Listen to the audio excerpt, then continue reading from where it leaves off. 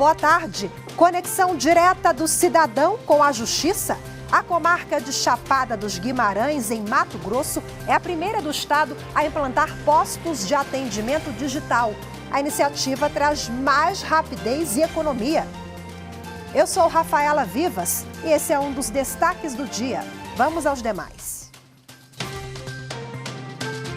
Presidente do STF, ministra Rosa Weber, se reúne com reitores de universidades para apresentar o programa STF na Escola, que integra projeto de combate à desinformação.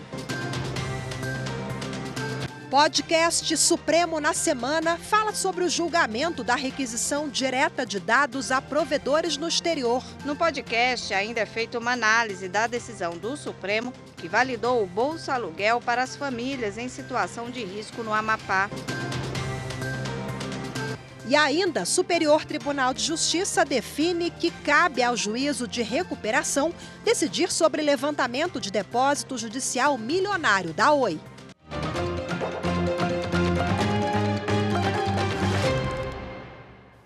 A presidente do Supremo Tribunal Federal, ministra Rosa Weber, apresenta hoje o programa STF na Escola a reitores de universidades e representantes de instituições de educação. Quem tem os detalhes ao vivo é a repórter Viviane Novaes. Olá, Vivi, muito boa tarde para você. Boa tarde, Rafa, e boa tarde a todos. O STF na Escola é um projeto de educação voltado a crianças e adolescentes que vai oferecer informações sobre a Suprema Corte, a Constituição Federal e a democracia. A história é a seguinte: servidores voluntários irão às escolas para tirar dúvidas dos alunos sobre o Poder Judiciário. E as escolas do Distrito Federal vão ser convidadas a visitar o Supremo. Os parceiros do Programa de Combate à Desinformação do STF vão organizar palestras nos estados. Nesta segunda-feira, a presidente da Corte, ministra Rosa Weber, vai apresentar o programa STF na Escola aqui no tribunal a representantes da Unesco, do Instituto Palavra Aberta, da União Nacional dos Dirigentes Municipais de Educação e também a reitores de universidades. O encontro vai ser transmitido pela TV e Rádio Justiça e também pelo YouTube, no canal da TV Justiça. Rafaela. Obrigada, Vivi, pelas informações. Tchau, tchau. Decisão do ministro Alexandre de Moraes do Supremo Tribunal Federal esclarece que os presos em Brasília, em razão dos atos terroristas do dia 8 de janeiro, podem sim receber visitas conforme as regras gerais do sistema prisional local, previstas na Portaria 008 de 2016, da Vara de Execuções Penais do Distrito Federal. Ainda de acordo com a decisão, o Supremo precisa autorizar apenas nos casos dos artigos em que a própria portaria exige autorização judicial e em situações excepcionais, que seriam nos casos de visitas para pesquisas acadêmicas, visitas para pesquisas estudantis ou visitas de imprensa.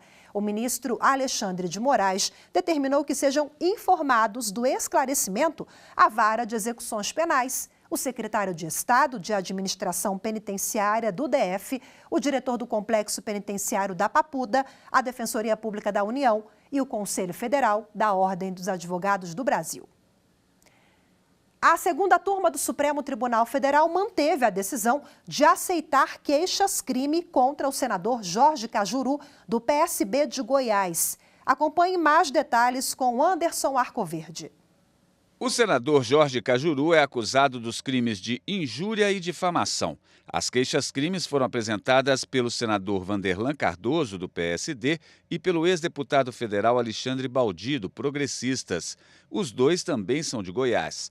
Em vídeos divulgados em redes sociais, Cajuru fez acusações aos dois políticos. Ao analisar o recurso apresentado pela defesa do senador, o ministro Gilmar Mendes disse que não verificou nenhuma omissão ou contradição na decisão da segunda turma que aceitou as queixas-crime em maio do ano passado.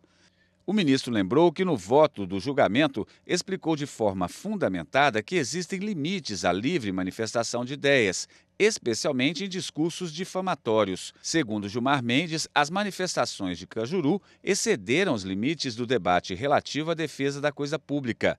Gilmar Mendes destacou ainda que, como extrapolou o debate público, o senador não está protegido pela imunidade parlamentar. Já está no ar o novo episódio do podcast Supremo na Semana. O programa fala da determinação do Supremo Tribunal Federal, que considerou válida a requisição direta de dados a provedores no exterior. A repórter Carolina Chaves tem mais detalhes. Entre os destaques do Supremo na semana está o julgamento finalizado que considerou constitucional a possibilidade de autoridades do país pedirem dados a provedores de internet do exterior, mas que tenham sede ou representação no Brasil, sem ter de seguir necessariamente o acordo de cooperação celebrado entre Brasil e Estados Unidos. Segundo os ministros, essa possibilidade tem previsão no Marco Civil da Internet. O jornalista Mauro Burlamac cita o voto do ministro Alexandre de Moraes no sentido de desburocratizar o acesso às informações para investigar crimes. Ele mencionou exemplos, inclusive, dele como presidente do TSE agora, durante as eleições de 2022, em que as fake news, foram um grande problema, a necessidade de você ser rápido para você buscar uma informação, tirar do ar uma informação, porque ela permanecendo no ar por 12, 24 horas já causa um estrago muito grande. Então, essa agilidade, o ministro Alexandre, concordando com o relator, que é o ministro Gilmar Mendes, entende que só se consegue quando você puder pedir às empresas que estão sediadas aqui no Brasil, que tem sua sede mas a sua filial aqui no Brasil, diretamente essa informação. No podcast, ainda é feita uma análise da decisão do Supremo que validou o Bolsa Aluguel para as famílias em situação de risco no Amapá. A lei foi criada pela Assembleia Legislativa, que determinava prazo para que o Executivo regulamentasse o pagamento. Os ministros consideraram esse prazo inconstitucional, como explica a consultora jurídica Gisele Reis. Foi o artigo 8º que traz um prazo de 90 dias para que o governo pudesse regulamentar essa legislação. O que prevaleceu no julgamento é que a legislação é constitucional, estabelecer um salário mínimo como benefício assistencial pelo período de 1 ano.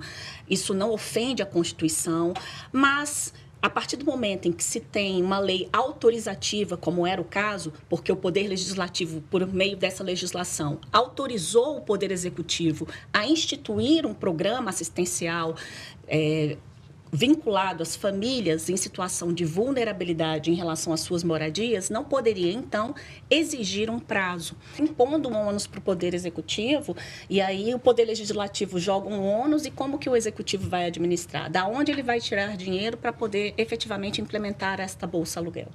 Esta edição também comenta a fala do ministro Dias Toffoli na sessão de julgamento sobre o desastre causado pelas chuvas em São Paulo. O ministro afirmou que muitas vezes são tragédias anunciadas e sugeriu que elas sejam acompanhadas pelo Observatório Nacional sobre Questões Ambientais de Alta Complexidade, Grande Impacto e Repercussão do Conselho Nacional de Justiça. O observatório atua em conjunto com o Conselho Nacional do Ministério Público. A segunda turma do Supremo Tribunal Federal retoma nesta terça-feira o julgamento sobre indenização à família de uma vítima de bala perdida no Rio de Janeiro. Os detalhes da pauta para esta sessão você acompanha agora com a consultora jurídica da TV e Rádio Justiça, Gisele Reis. Na próxima terça-feira tem sessão da segunda turma do STF, que deve finalizar o julgamento de um recurso envolvendo um menino de 3 anos que foi morto por uma bala perdida durante uma operação policial no Rio de Janeiro. A Justiça negou o pedido de indenização da família por não ter ficado provado no processo que o disparo que atingiu a criança enquanto dormia partiu da arma de um policial militar. Em outro caso, a discussão é sobre o prazo para que o TCU aplique sanções em tomada de contas instaurada contra ex-dirigente da Associação dos Juízes Federais da Primeira Região. Você confere mais detalhes da pauta das turmas do Supremo no site stf.jus.br. Lembrando que pelo YouTube do STF você acompanha as sessões das turmas, que são sempre às terças-feiras, a partir das 14h. A seguir, em Mato Grosso, comarca de Chapada dos Guimarães é a primeira do estado a implantar postos de atendimento digital. As informações em instantes, voltamos já.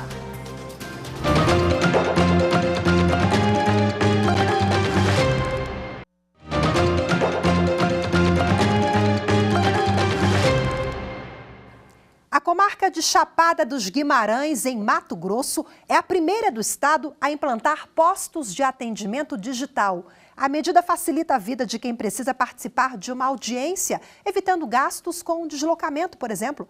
Acompanhe na reportagem de Maritza Fonseca. Com apenas um clique e pronto, a dona Elisângela e o seu Evaldo, moradores de Planalto da Serra, tiveram uma conexão direta com a Justiça e nem precisaram percorrer quase 200 quilômetros para participar de uma audiência no Fórum de Chapada dos Guimarães. É difícil nós ir para lá, né? Então, para mim, facilitou e para meu filho também. Porque aí tem que pegar carona, quando não acha carona tem que ir de ônibus, aí não chega no horário certo, entendeu? E para voltar também é muito difícil. Eu tenho um comércio aqui, né? A gente tem que fechar o comércio para poder estar saindo, né? Para se deslocar. E como facilitou muito assim para a gente, online, né? O judiciário digital já é uma realidade também para o seu Francisco, de 69 anos, morador de Nova Brasilândia. Para ele, participar de uma audiência nunca foi tão rápido e fácil. É uma maneira que eu achei ótima demais para ser atendido, principalmente a pessoa de idade, né? A pessoa de idade, ele não é apto para ficar o dia todo dentro de um carro, andando para cima e para baixo, né? Com a expansão do acesso à justiça, pessoas de localidades distantes estão mais próximas do judiciário. A comarca de Chapada dos Guimarães foi a primeira no estado a instalar os postos avançados de atendimento digital e estão em Planalto da Serra e Nova Brasilândia. É um presente que a gente está ganhando hoje, a população também só tem a ganhar. Então a gente está muito agradecido por tudo que está acontecendo. Vai otimizar, oportunizar para que nós possamos melhorar a questão das ações lá na ponta, no atendimento às pessoas, né, aqueles que mais necessitam. Então a gente vem para a rua, resolve tudo aqui de estar dentro de casa, é uma maneira abençoada. Que bacana, bom, para a gente detalhar o assunto agora, eu converso ao vivo de forma remota com o diretor do Foro da comarca de Chapada dos Guimarães, juiz Leonísio Salles de Abreu Júnior. Seja muito bem-vindo, boa tarde. Boa tarde, Rafaela, a todos os telespectadores. Parabéns pela iniciativa de vocês, muito bacana, o judiciário cada vez mais próximo do cidadão. E nós vimos na reportagem agora o depoimento, né? As pessoas se deslocam ali, às vezes, 200 quilômetros para ir, 200 km para voltar. Agora a gente está falando de economia de tempo, dinheiro e o judiciário mais acessível a essas pessoas que precisam, né, doutor? Com certeza, é um judiciário prestando um atendimento mais humanizado, né? Porque a gente verifica, dadas as dimensões continentais do estado de Mato Grosso, é necessário que o judiciário possa estar presente nesses municípios mais distantes, né? E isso daí vai dar um ganho tremendo, né, à população, que a gente evita da população ter gastos no deslocamento de ida e volta, né? Assim como ela vai deixar ela vai ficar no seu município. A gente possibilita também a gente está estimando uma maior produtividade e procura também ao judiciário, uma vez que muitos desses cidadãos dos municípios mais distantes da comarca, pela questão de logística, eles deixam de procurar os seus direitos, deixam de procurar informações, isso tanto no judiciário quanto também para os outros atores parceiros da justiça, a exemplo, o Ministério Público, Defensoria Pública, Polícia Civil.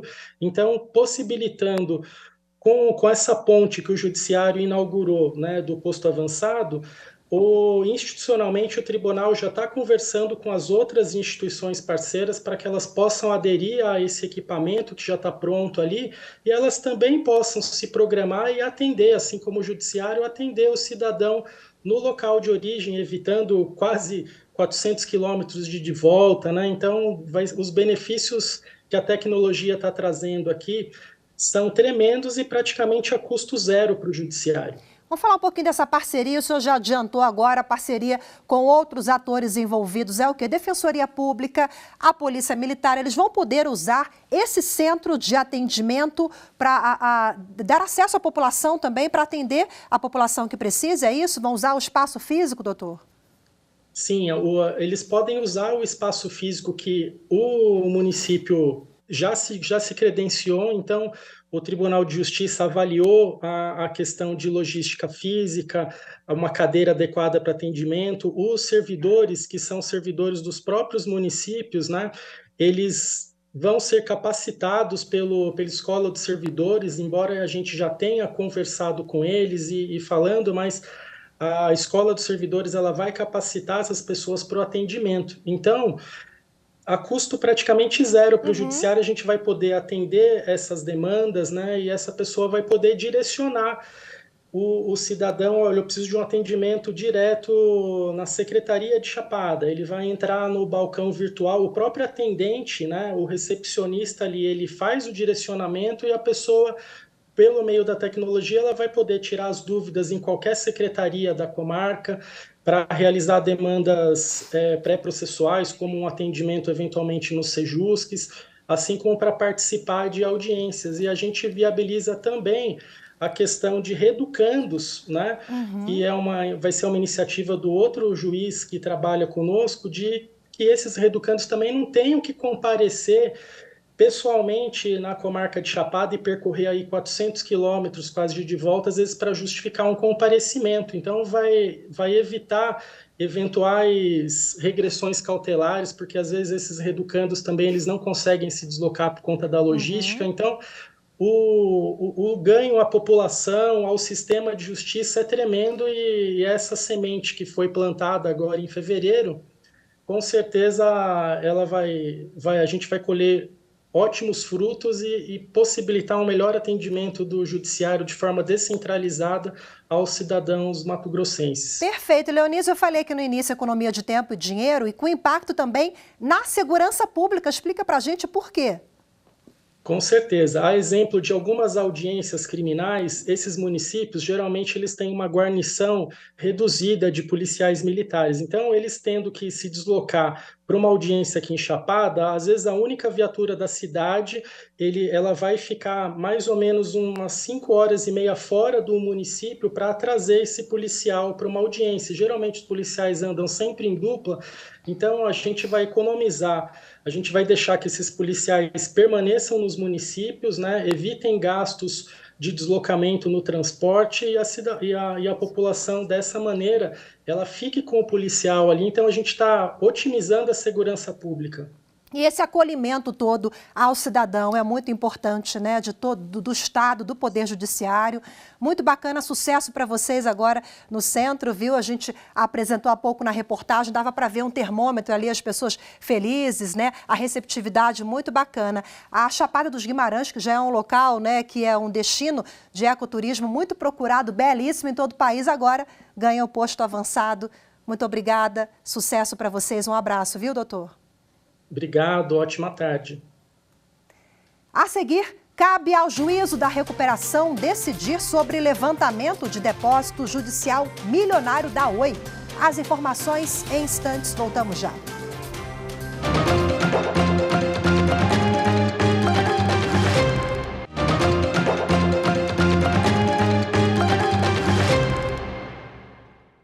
A segunda sessão do Superior Tribunal de Justiça definiu que cabe ao juízo da recuperação decidir sobre o levantamento de depósito judicial milionário da empresa Oi. A reportagem é de Marina Campos.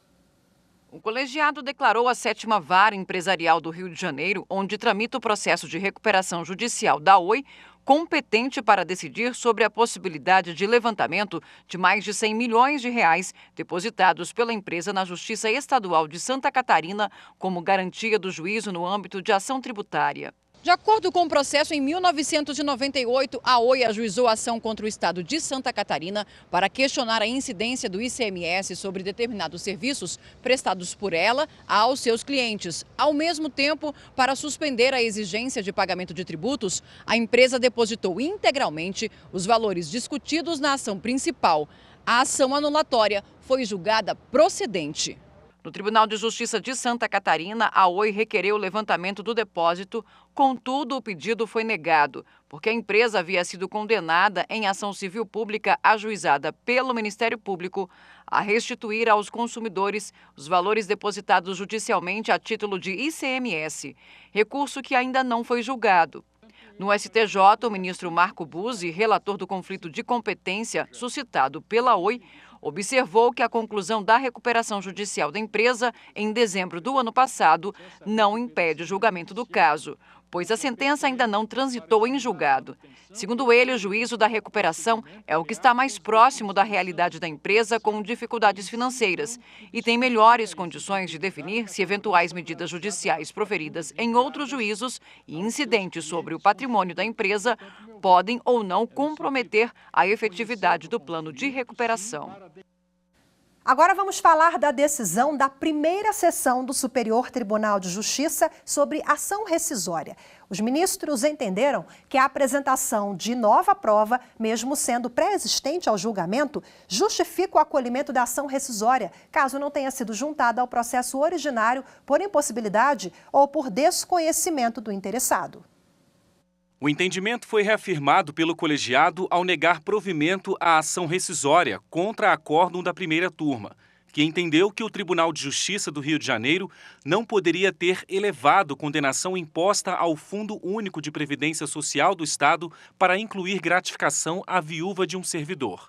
No pedido rescisório, a parte autora citou a existência de documento novo, segundo o qual a gratificação foi estendida e equiparada para todos os servidores.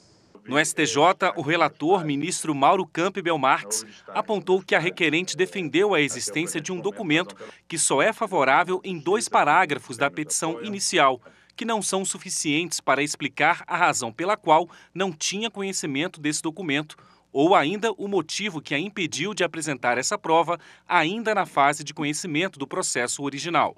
Dessa forma, segundo o ministro, não houve demonstração de que o documento indicado como novo era ignorado ou de impossível obtenção para a utilização no processo que formou o julgado.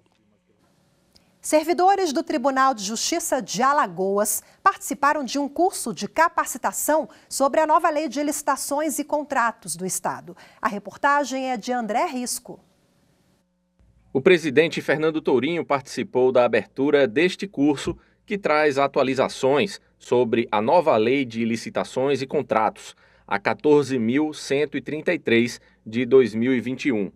Ao todo, participaram 60 pessoas, entre servidores do TJ e do Tribunal de Contas. Walter Santos, subdiretor do TJ, explicou para quais servidores esse curso é voltado. Especialmente da área de licitações e de contratos, também da área jurídica, né? Haja vista que os processos eles passam lá e precisam do parecer, mas especialmente para o pessoal de licitação ali, para o pessoal que trabalha com cotação, os pregoeiros, né? Já visto que houve também as maiores mudanças, né, dessa nova lei são justamente, né, que afeta a área de licitação, mas também da área do contrato em si. O curso está sendo realizado na ESMAL e é ministrado pelo especialista em licitações Rony Charles. Ele explicou quais as principais mudanças que estão presentes na nova lei. Recentemente, em 2021, foi aprovada a nova Lei de Licitações e Contratos, a Lei 14.133. E esta nova lei muda todo o panorama das contratações públicas, trazendo novas regras, mesclando normativos, regras que constavam em normativos federais, em outras legislações paralelas à 866. E em breve, agora provavelmente em abril de 2023, estarão revogadas a Lei 866, a Lei do Pregão e a Lei do RDC. E esta nova Lei de Licitações passará a ser obrigatória. A diretora de licitações do TJ, Kátia Diniz, afirmou que a nova lei vai trazer mais transparência, celeridade e economia para o Poder Judiciário. Um dos benefícios é a inversão de fases do certame.